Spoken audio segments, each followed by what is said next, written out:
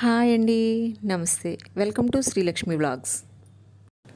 పొడి దగ్గు, జలుబు, తుమ్ములు, ముక్కు దెబ్బడేయడం, జ్వరం, బాడీ పెయిన్స్తో అనీజీగా ఉన్నప్పుడు లేదా వీటిలో ఏ ఒక్క ప్రాబ్లం ఉన్నప్పటికీ ఇలా కషాయం చేసుకుని తాగి చూడండి, చాలా రిలీఫ్ ఉంటుంది. కషాయం అనగానే ఘాటుగా చేదుగా ఉంటుంది అనుకోకండి.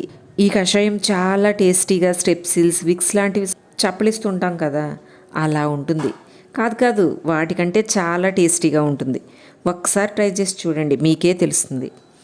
ఒక గిన్నెలో పెద్ద గ్లాసుడు నీళ్లు వేసుకుని అవి మరిగేటప్పుడు 10 వరకు తులసాకులు, కరక్కాయ పేడు కాయలో పావు ముక్క తీసుకోండి.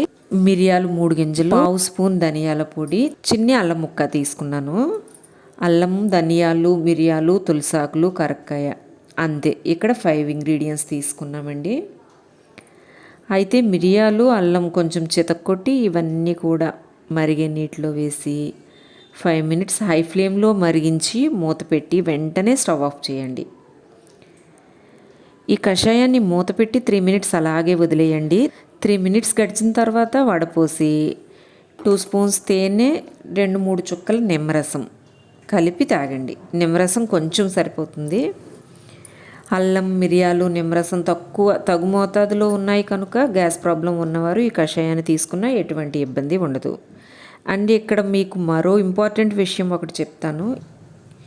ఏ కషాయం అయినా సరే తాగినప్పుడు అటు ఇటు తిరుగుతూ ఏదో పని చక్క పెట్టుకుంటూ చల్లారి పెట్టుకుని ఒక్కసారిగా గుటుక్కుని తాగేస్తుంటాం.